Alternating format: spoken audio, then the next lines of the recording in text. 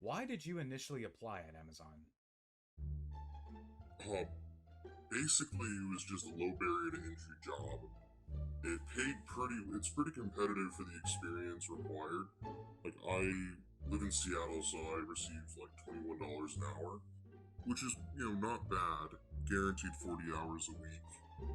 But it was mainly just, I thought it would be a good career choice, or not career choice, just a good job to do while I'm in school. So I was in a weird stage in my life, and my main career was real feast or famine. If you don't have anything lined up by realistically, if you're not working in October, you're not going to work till Valentine's Day or later. Being a queer woman, I knew like they pay benefits, from day one. So, um, them paying for my hormone replacement therapy and such, was a, you know, big thing for me. And now again, I just needed a job. So initially I applied at Amazon. I was in a different line of work, as a manager, retail specifically, for 5 years. I had gotten laid off from my job from COVID, and I lived quite close to the location that I'm at. Um, I applied because I needed to be able to pay my bills, simply that.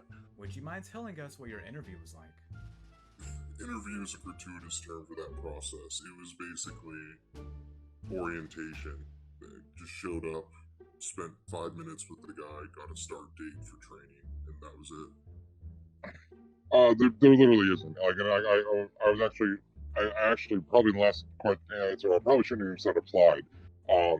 So unless you're actually going for something that's like a degree-based program or a remote job, like if you're just coming to work in the warehouses, like it's literally like you just sign up to work. There is no interview. You basically apply online.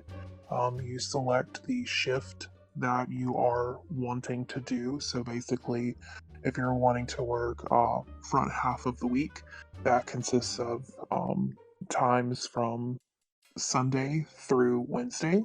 And then you select if you want basically day shift or evening shift. Um, I specifically work the later part of the week, and I work from 7:30 in the morning to 6 p.m. at night. And how has the experience that you've had so far there been what was promised during that time? Yeah, more or less. They really didn't make any promises other than, like, again, mileage will vary between what DSP you go to, but mine was fairly decent. It shut down last year, but they were pretty consistent. Yeah. The only thing that I wasn't aware of at the time when I signed up was the fact that during holiday, which we call peak, um, you go from basically working 40 hours a week, which is what I work now, to 60 hours a week. How were you treated by your management? The dispatchers at the DSP were great. The only issue was Amazon is always the bad guy. Like the algorithm is designed to break you, and it will find your. Um, Better than others. Management on my shift overall, they're pretty good.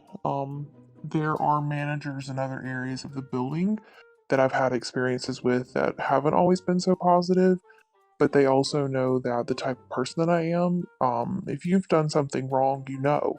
I don't beat around the bush, and I don't let people abuse what I feel their powers should be.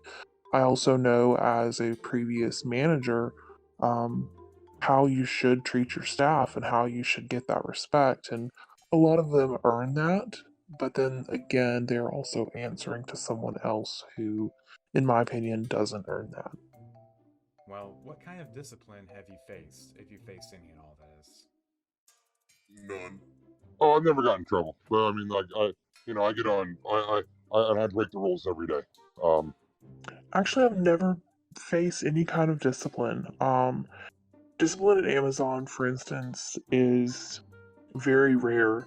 You have to really, really screw up in order to quote unquote be disciplined.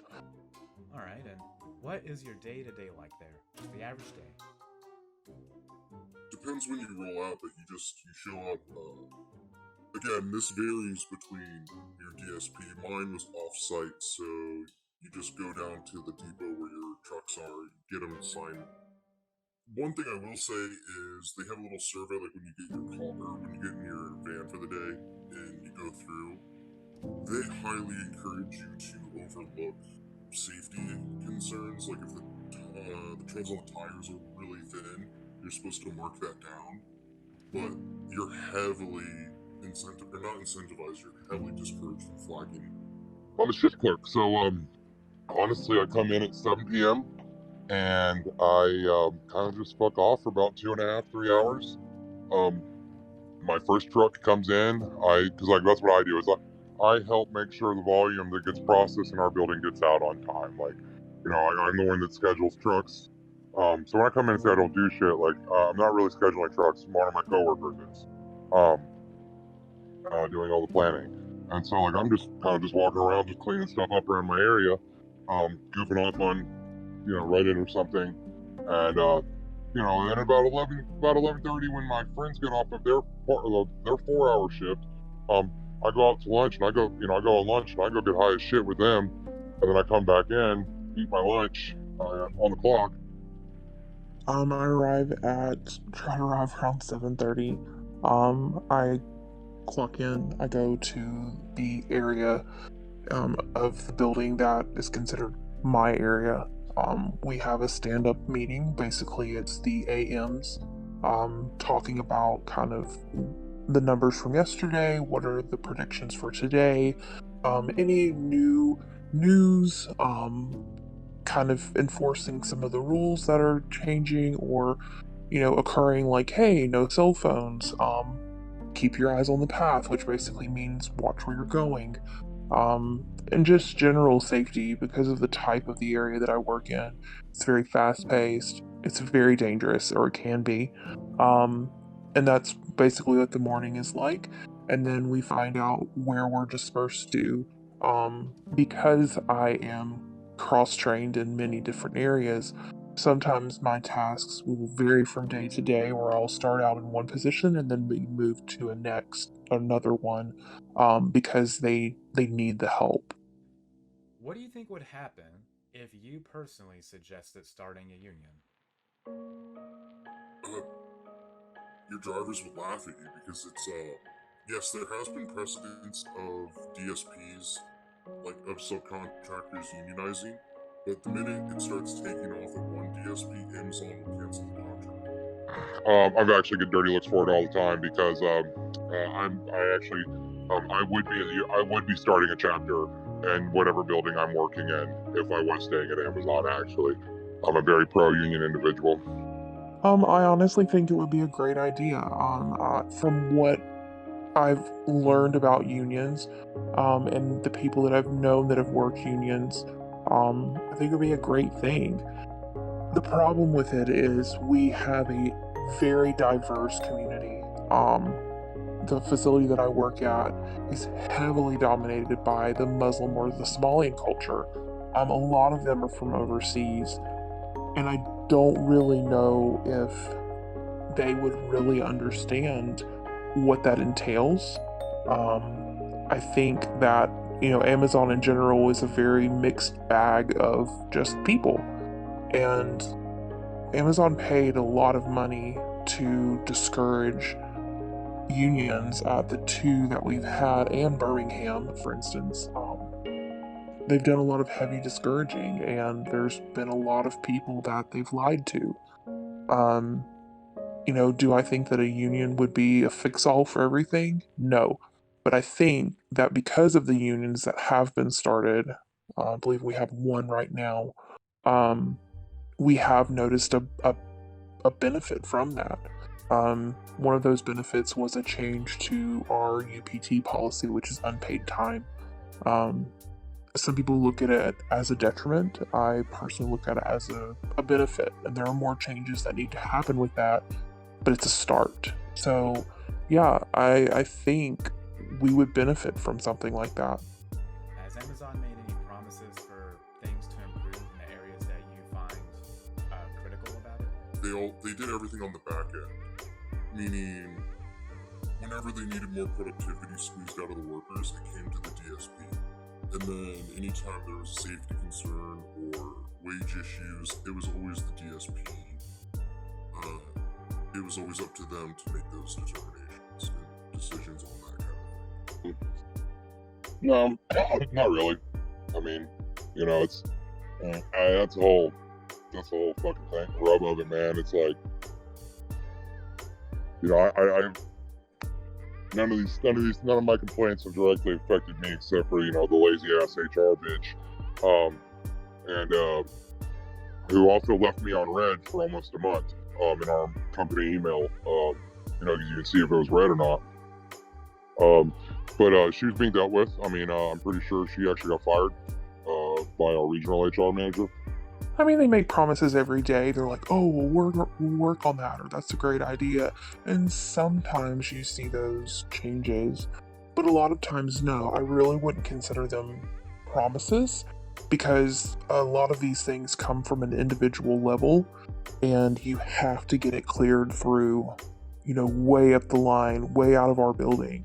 And so, in order for those things to be quote unquote promised and given to us, it takes people much higher up than what our building actually serves. Do you think that you have a good relationship with your coworker? Keep in mind, I quit working there last year after 4 months because my DSP shut down, and it was overall a negative experience. It was fine. One thing I don't get is most people that were decent delivery drivers, they would move on to UPS or FedEx after 2 or 3 months because you literally get double the money for less work. Right. So the people that were sticking around long term, which again I don't know why, maybe because Amazon doesn't care if you have THC in your system, FedEx, UPS does, but they would just hang out there, and they were a tight knit group, like the old guard. Oh yeah, I do actually. It's kind of the first thing I've ever done where I don't hang out with the people I work with after work, except for maybe 2 or 3 people. But yeah, I do actually. Yeah, I feel that I do. There's a few people that, I mean, with any job, you have people that you would consider not someone you would really want to work with. I feel that overall, the people that I work with day to day, um, are good people. I like working with them and I feel positive about being around them. There are people, though, however, that run the gamut on how far that they can abuse the policies. Alright. If you were to injure yourself at work during your time there, how do you expect Amazon would have responded? Oh, I did injure myself actually. Tell us about that. Yeah. There's a place in Seattle called Mercer Island, and they have really steep driveways. It rains a lot here in Seattle, so I was walking down the driveway and slipped and bashed my knee up pretty badly. And you could tell, they wanted to keep you out in the field, obviously, because they don't want to be a driver down enough to face the penalty of returning packages. But I was highly encouraged to power through it. Honestly, that's one thing where I do got to give them kudos is they pay for literally just about everything except for you to accept a livable wage. Amazon is pretty good about things like that. I am kind of a mixed bag of how I feel on a day-to-day basis. I have health issues. A lot of those issues have started to appear since I've worked at Amazon. My managers have been exceptional in how they handle me, for instance, and how they handle other people.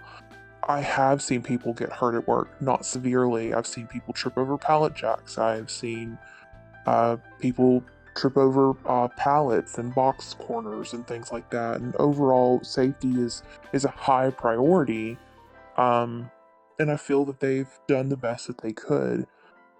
On the other hand, there have been times when I've reported safety issues, or people not handling things the way that they're supposed to. For instance, when we carry carts, which are, 6 feet tall, they collapse down. We're supposed to carry them open and fully locked into place, and so they don't tip over. I've seen people ignore that fact and literally almost crush themselves. Um, but management, when they're told, hey, this is something that's going on, 98% of the time, they literally do everything that they're supposed to do to kind of get that corrected. All right. If you were to ask for a raise during your time there, how do you expect Amazon would have? Or again, when we The company that you work for, yeah,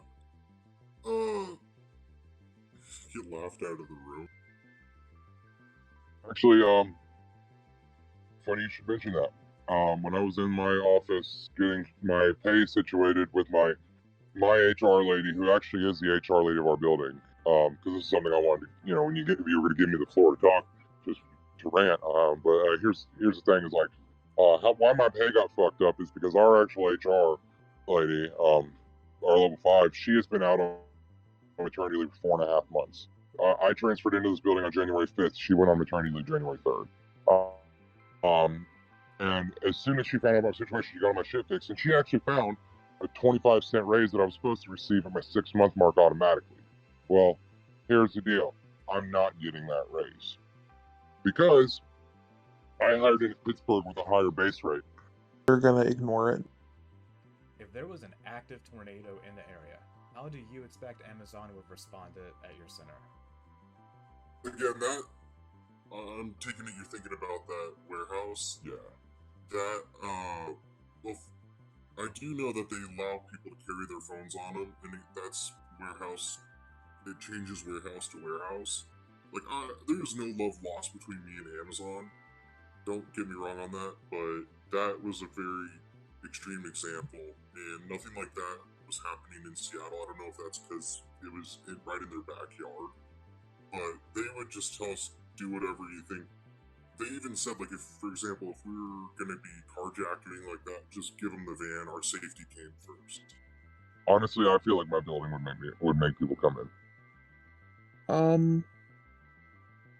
Basically, I honestly don't know how we would respond. In the amount of time that I've worked there, we have never, during my shift, I have never experienced a safety drill for that type of thing. Are there any identities that you think were treated differently at Amazon than other identities? We're all equally disposable.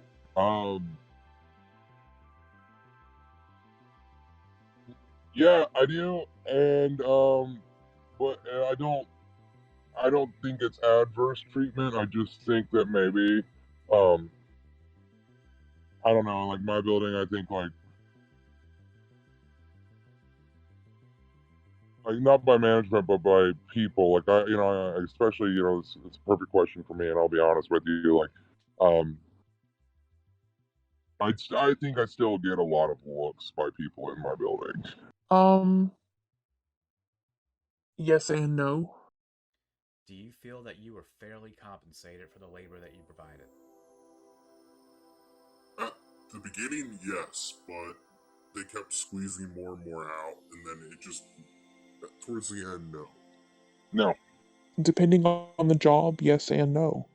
Because I'm cross trained in numerous areas, we are not given additional compensation for those additional experiences that we know. It's extremely frustrating knowing that I am doing a job that requires a lot of computer skills, um, a lot of analytical and deep diving into things to figure out what's going on.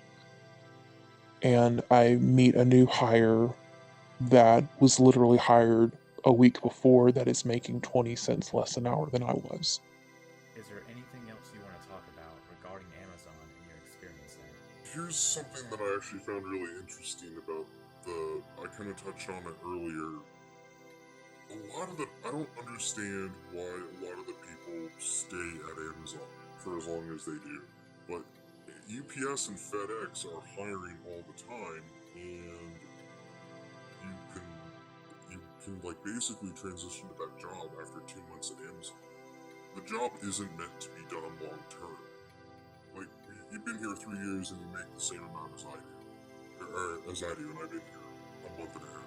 Their managers are on the floor all night, but like nobody's doing anything. It's like, and I always feel like, as a person who's led projects myself, like, you know, if you've ever seen the Rams play football or in the SoFi Stadium, or if you watch the Super Bowl, my team is the one that hung the Oculus above the field. So, like, I've got experience running crews and doing some big money jobs. Um, and, playing for keeps at that kind of height. So, like, but even as a leader in the Marines, I knew the people I worked with. I knew, because that's another thing is like, I just don't think some of these people, some of these managers know how to actually, communicate with their employees to actually motivate people to work. Again, you're either going to care or you're not. But for the ones that do care, or might even be on the fence, that need that nudge, you don't see anybody, doing that. And they want to talk about hire and develop the best, but it's like, because that's one of their leadership principles. But I take people all the time who want to go get trained over and stuff, because I have some pull over with the learning department, because I used to be part of them. And like, hey, I need to get this person trained in this, so they can better do their job better. And this worthless motherfucker, is the learning manager. Is like, we're not teaching any classes right now. And I'm just like, then why are you even fucking doing your job? Like, back when I was a learning ambassador, like they were trying to revamp the learning department. They told everybody that they're gonna have to reapply to be a learning ambassador. And I was like, well, you're gonna have to reapply to be a learning manager. Like, so it's a good company. It's a good company managed by terrible people. So there is a lot of bad rap about people peeing in bottles and things like that. I can say firsthand that I'm sure that that's happening. It is not the norm. Um, I don't have a great bladder. I probably pee once an hour, and I never have anyone say anything to me negatively about it. If I need to go, I go. They may have someone cover my area that I'm working in that I find when I come back, but it's basically just to keep things going.